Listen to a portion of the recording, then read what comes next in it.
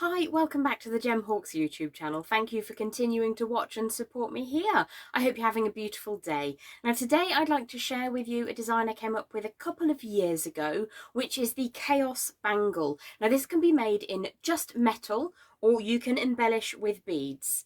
So here's one that I made a good few years ago now in a gold coloured wire, and that has got garnet and I think black agate if memory serves, just studded around the outside. Now the joy of these designs is that you can make them really very simple and light, or you can really go to town. So I'm going to show you from start to finish the techniques that you'll need, and it's really quite a simple beginner friendly project for you.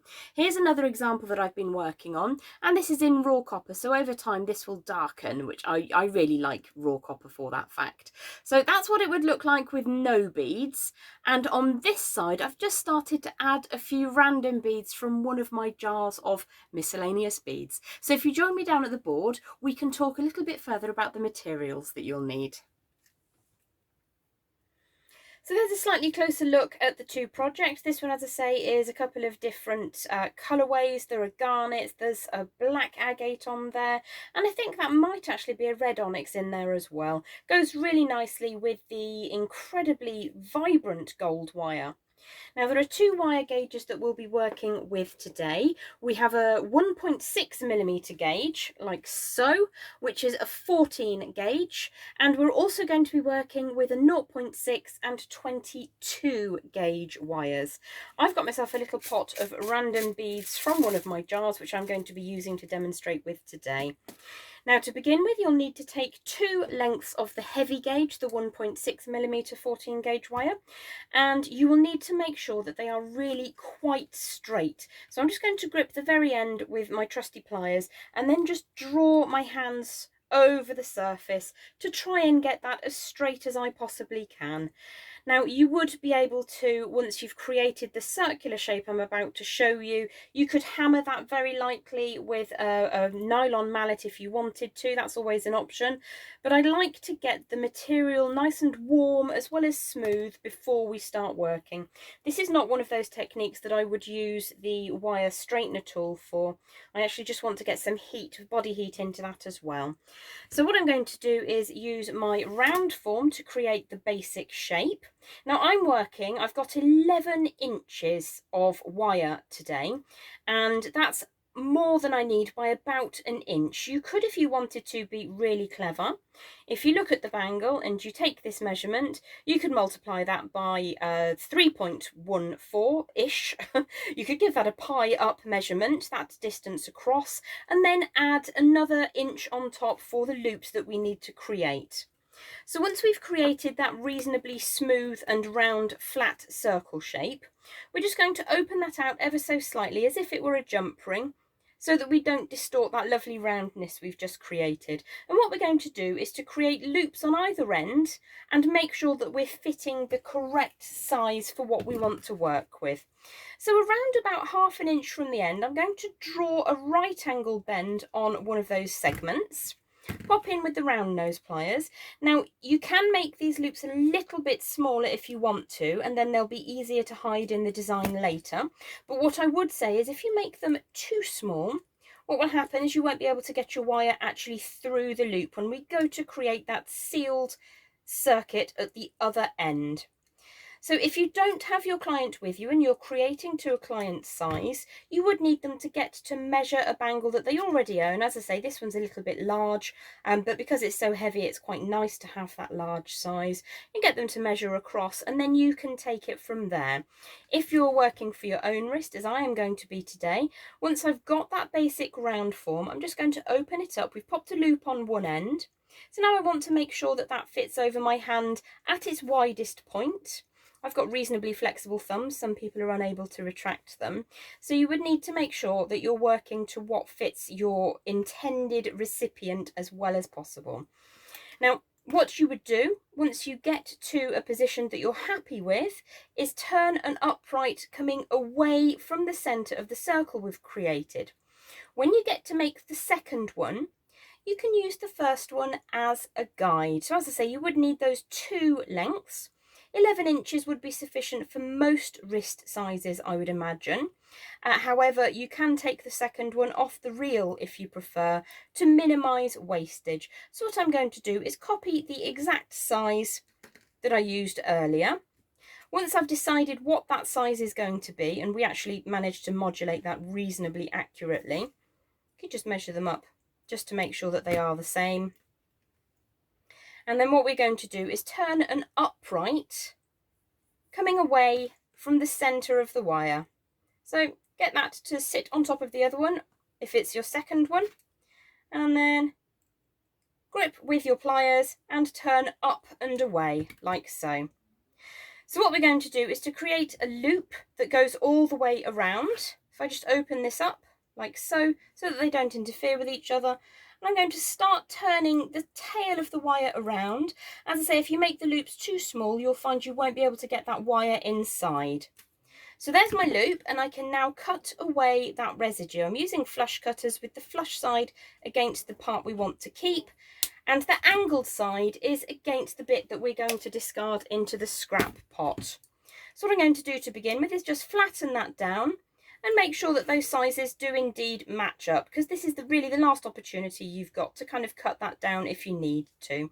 So if that has gone a little bit astray, now would be a good time to reassess the situation and just say, well, actually, I can take that back a little bit, and I'll show you how to do that now. So open that up, re-straighten that end segment, and then you can create a new angle to work with. Open this all the way around, and then create yourself a new loop if you need to, like so. And then trim away the excess and pop that into your scrap pot for melting, or whatever it is you're going to do with your excess metal. So what we've got is loops on either end of the circuit we've made at opposing 90-degree angles. Now you can choose which one of these you want to open up. I'm just going to give that a bit of a squeeze to get that back into true, so that when it is connected it will sit nice and flat. And I will show you a hammering technique in a second, just to make sure that you're happy with how that works. So what I'm going to do is I'm going to open the sideways facing loop like so, and very, very gently I'm just going to open it a minimal amount. You can just twist that slightly if you need to, just get that inside the other loop and then close the loop back up. So I'm just going to close that one up like so and give that a bit of a squeeze. So once those are back into position, what you need to have is two matching pairs, and they should be the same size. If they're not, now's the time to sort that one out. So with this design, fit is really crucial, because they can be super heavy, they can be a little bit lighter. You can even kind of bend them ever so slightly to give them a shape if you wish to. They could be oval instead of round. You've got lots of choices about how you can finish the technique to create a piece of jewellery that's completely unique. But what I would say is make sure that you don't make it too large, because otherwise they will just fly off. We don't want that. So once you've got your two sections which match, you have the option at this stage, if you like, to turn these loops ever so slightly inwards, and I'll show you what I mean. If you wanted to hide these loops as part of the design, I'm just going to pop my bent chain nose pliers in like so. And what that means is the loop will disappear into the inner makings of the design, and you'll have less of a ridge sticking around the outside. What you would need to do is make sure that you match them, so that one loop comes in one way and one loop goes in the other way. And just be careful not to squish that out of position too much. And we'll be able to fix the distances between those two margins of wire.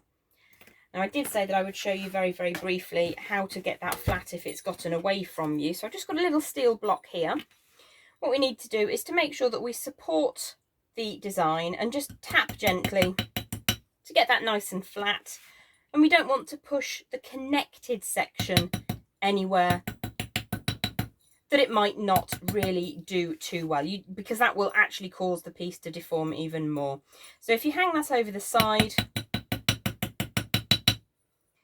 you can go on both sides if you need to. It depends really on the finish that you're looking for. So you can get that a little bit straighter if you feel that you need to. It's not necessary, because we are working with really a very heavy wire. So the other wire that we're going to use today is 0.6mm or 22 gauge, and I tend to work in 2 foot 24-inch 60cm sections, and I don't like to work hard in it. All I've done is taken that off the reel and just popped it to one side. Let me just get my hammers out the way. There we are. So the first couple of times that you're going to be wrapping around this is the trickiest, but once you get going it really becomes super easy. So I've got my 2 feet worth of 22 gauge or 0.6mm wire. What I'm going to do is I'm just going to put a couple of tiny little loops in the center, one going in one direction, one going in the other direction. Now I've got 2 because I want to have quite a broad aspect to this bangle. So I'm going to set those quite a reasonable distance apart. Just measure that up and make sure that your loops will indeed fit inside. So on the one side, so this is my right hand side of the bangle because we decided to put that loop coming inwards, which I could straighten up a little bit more, but I'll do that later. And I'm going to wrap twice around that side and just leave that tail hanging out of the way for now. I've opened those loops up a little bit, but that doesn't really matter. And then I'm going to bring in the second side of the bangle. Now I prefer to have these mechanics of the closure of the loop quite close together, just because it gives me an essence of symmetry. And if they have come slightly out of true, you can just straighten those up a little bit before you get involved in weaving around the outside. So just making that nice and as straight as you possibly can. So I've laid the finer gauge wire over the top. I'm going to bring in the second streak of the bangle, making sure it is in the right orientation. And I've decided that I want to make this bangle about this far apart. Now that's quite a wide cuff. If that's too much for you, you can take those sideways or just do single loops at a time. So what I'm going to do is take the tail of the wire and wrap that twice around my right hand section, all the way around and then underneath. Now for the underneath part, you have the opportunity of just doing a straight line, but I don't particularly like the aesthetics of that. So what I tend to do is a loop on the underside as well.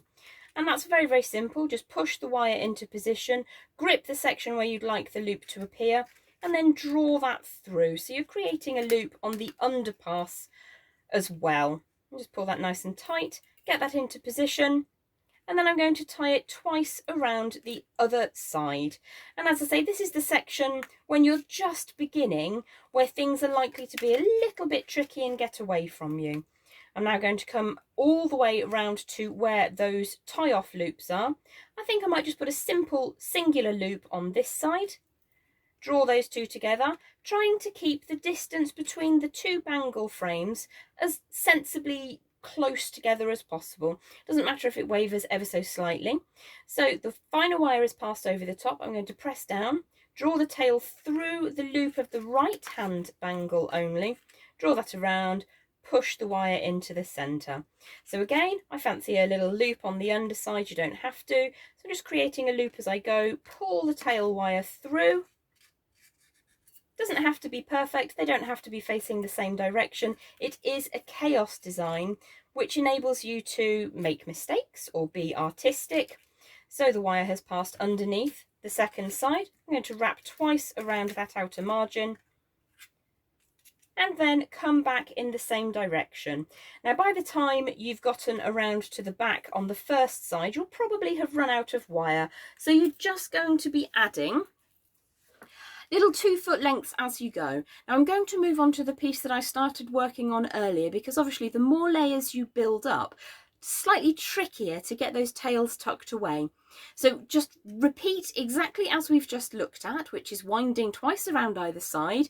Do a little single loop underneath. You could do some fancy schmancy loops on top. Only thing I would say is don't make those loops too large because they can catch on things. The more you layer up though, the tighter they knit together, and it really does take on a beauty all of its own. So I'm going to move on now to the other piece, which I started working on this morning. So on this side, I followed the exact same process as we were just looking at. What I'm going to do is just take the section of wire here that I was working with and reuse that on this design. Now this has had about 8 or 9 2 feet lengths of the 0.6 or 22 gauge wire. And that's it starts to build up, and it begins to have its own rigidity. Now on this piece, I very, very gently tilted those ending loops in. So you can see there is a slight bulge. If you want to have loops that just come inwards, you of course absolutely can do that. So 8 or 9 strands of that wire later, I'll show you how I would continue. So if you imagine that this is another one of those 2-foot long lengths of wire, I always start in the middle. I'm going to put a loop in position, and then a second loop. It can go the same way or the other direction, it doesn't really matter. They don't need to be the same size, it's all about creating chaos and beauty. So I'm going to lay that over the top, and you can see they almost disappear instantly. Hold that into position over the top of your other work. Take the tail out of the way that you're not working with, and we're going to do the exact same thing. Taking the end of the wire and making sure that that circles just around the frame on the one side once, and then underneath. Again, I'm just creating a loop on the underside. It's really quite simple, difficult to show you because there's so much wire there now. Turn it back over, and as the wire comes up on this side, you just need to find a space to pop that in. So through the framework, you can see that's just finding a little gap in the framework, pulling that nice and firm, and then back over the top. Now we're just going to repeat that until you build this up to your desired thickness, I suppose. This one is actually using a 0.8 and 20 gauge heavier wire because I had 3 strands of beads to use, and I know that they all had really good drill holes. Because the beads that I'm using today are random and they're just from a pot of odds and ends, bits at the end of projects that are left over, I don't know what was going to go through the drill holes. So I chose to work today with that lighter wire, and I'll show you. Again, we've got those 2 loops that we created, so you're just looking to find a gap in that framework, and then we're going to tuck that tail up inside the gap, making sure that you're just going around that outer framework. Pull that nice and tight, and I'm pressing down gently to support the loops to make sure that I don't completely make them flat again, and then you just continue. So a single loop underneath, and then find a gap, 2 loops over the top, and I just move around the bangle as I go. So what I'm going to do with this tail wire that we've just here, we've worked twice around the outside framework, and I'm going to add on a bead. And all I'm going to do is slip on this little blue dyed variscite, pop that into a position. I'm going to press it slightly so that it sits inside its own little notch. Now there are 2 ways that you can make this work for you. I actually quite like pressing that down, drawing the wire back around, almost creating a loop with the bead inside. So if I just lift that and show you, I've just created a loop going back around the bead, pop that back into the little divot that we made, and then take the tail and find a little gap in that outer framework. Now when you start getting to this stage, you may find that the wires cross over a little bit, but what we're looking to do is to get a nice secure 2 passes around the framework, and then make sure that you tuck the end away inside the design. You can just see the end coming up here, so I'm going to give that a squeeze. Now that will be reasonably stable, however there's nothing to stop you layering and layering over the top of these pre-existing beads. So I'm just going to put a tiny loop on the back as we said that we would, to bring my other tail wire through into position. I'm going to find a gap around the outside, and I'm going to make sure that my wire fits into that gap really neatly and firmly. And then what I can do if I want to is start looping around the top of the gemstone that we just added into position. You don't have to do that, it's not going to come off, but I actually really like how that looks. So I'm going to then take the tail of the wire all the way around the end, whoops, find a little space in the outside there, and I'm going to finish off, because that's the basics of the tutorial for today. It isn't difficult, it is suitable for beginners. You just need to find yourself some nice heavy gauge wire. So what I would probably do is continue to add in a slightly more random fashion. You can of course do that in a single colourway or a single beads. It's entirely up to you how you make that work for you. So these are just two examples of what you might end up with. If you don't have access to the 1.6 or 14 gauge wire, you would be able to use perhaps a 1.25 16 gauge wire and give that a little more light hammering. I cannot recommend enough one of these little nylon head hammer from Beadalon. They're super fantastic to use and they don't really mark the wire. What I would say is by the time you've finished adding all of those layers, if there are a few tool marks, it doesn't really matter, but it is nice if that's the same size all the way around. So keep those side by side like train tracks as you're creating that first layer. A little bit fiddly, might feel like it's never going to come together, but I promise you that it will come together. So I hope you've enjoyed the Chaos Bangle, and I look forward to seeing you here again very, very soon. Please do also join me on my Facebook page every other Monday at 8 PM British time for live gemstone sales, chat, gossip and idea storming. Take care, and I hope to see you soon. Bye for now.